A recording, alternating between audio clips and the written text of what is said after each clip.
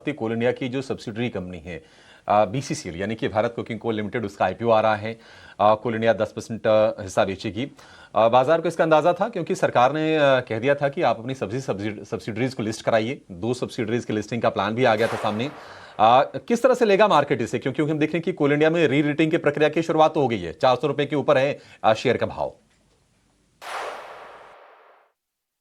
देखिए 21 से 23 का प्राइस है ना। भारत कोकिंग कोल है कंपनी का नाम। 9 तारीख को खुल रहा है और 13 को बंद हो रहा है। इसका आईपीओ ओएफएस है। 1071 करोड़ रेज कर रहा है कोल इंडिया इसके थ्रू, और आगे जाके अप टू 75% बेचेगा भी इसको। बट आज की डेट में अगर हम देखें तो वैल्यूएशन इसकी 10,000 करोड़ के आसपास है। एबिटा लॉस दिखा रहा है 6 महीने का, पर प्रॉफिटेबिलिटी है एंड में, क्योंकि अदर ऑपरेटिंग इनकम से काफ़ी पैसा है, तो प्रॉफिटेबल कंपनी रही है ये।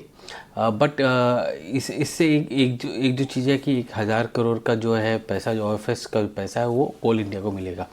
दूसरा जो है, कोल इंडिया को भी अब थोड़ा सा डिस्काउंट आना शुरू हो जाएगा, होल्डिंग कंपनी डिस्काउंट। तो वो भी एक फैक्टर है जो देखते रहना पड़ेगा, क्योंकि अब इसकी लिए सब्सिडी लिस्ट हो गई है जो इसको सप्लाई करती थी। लार्जेस्ट सब्सिडी है इसकी, तो वो भी है। तो ओवरऑल मार्केट में तो ये पहला आईपीओ है 2026 का। प्राइसिंग भी ठीक ठाक ही है इसका। और अगर आप कोल इंडिया के शेयर होल्डर हैं तो आरएचपी फाइल करने से पहले अगर आपको शेयर्स थे तो आप एलिजिबल हैं कोल इंडिया ये सब्सिडी के शेयर्स में इन्वेस्ट करने के लिए, तो वो है। तो रिटेल और एचएनआई और इन्वेस्टर्स जो हैं वो ज़रूर आएंगे इसके अंदर। बट कितना सब्सक्रिप्शन होगा वो देखने लायक होगा। बट प्राइसिंग जो है ठीक लग रही है मुझे इसमें।